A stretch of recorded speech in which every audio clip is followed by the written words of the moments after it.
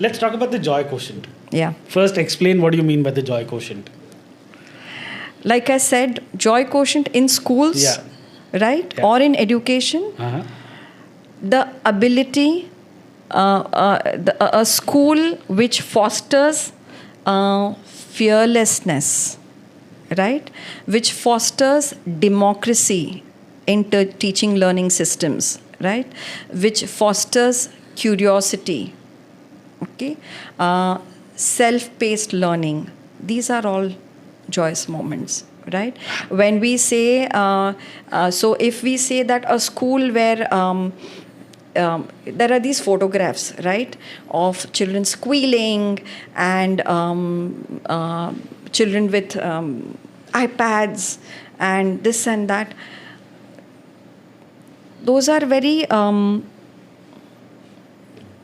outer expressions of joy, which could be true or may not be true, right? But a child who says that the teacher is teaching friction, but I want to know about force, right? Or I want to know about something completely different. And the ability to, I'm giving a very, seemingly insignificant example. But the ability to question and be curious, and that curiosity being addressed is joy, right? The ability of a school to make learning engaging is joy, right? The kindness and the mindfulness of a teacher, or for that matter of a principal, is joy, right? When it comes to our education, our idea of what a leader of a school should be, or of someone who is strict and prim and proper. No. Well, there are.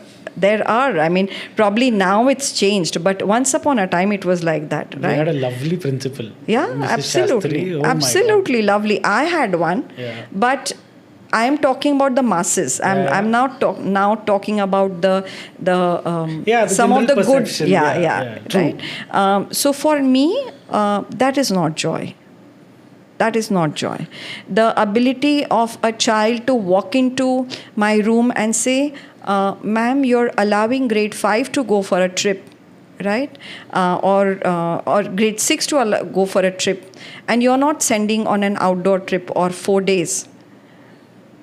And if I were to say, okay, convince me, and I will allow. And after 3 days, they come with a long essay, and they write the essay such that I'm convinced.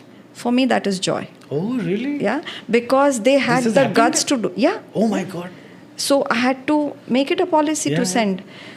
Them having the guts to walk in and respectfully say that this is wrong, and will convince you with an essay which their English teacher has taught, is joyous.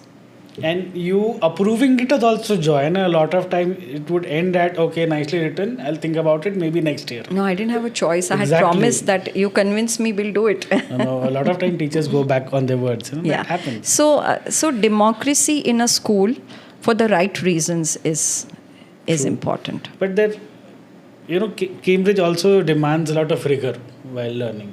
Yeah. So you have to put in the efforts as a child, right? Yeah. How do you balance that with the joy quotient? So I'll tell you, the rigor is not about learning definitions by heart. That makes no sense. Right? So when the rigor is about cramming up lot of content, right? That is what is not joyous. But if the rigor is about going deeper into a curriculum and analyzing things, interpreting them, and being able to express in your own way, there is no cramming there. There is rote memorization to a small extent, right? But when you have the freedom to understand the concept and put it all out there, then the rigor is meaningful. Yeah. So therein there is less stress. It's not that there is no stress. I would be wrong if I were to say that there is no pressure or stress on a high schooler. right? But the stress is meaningful.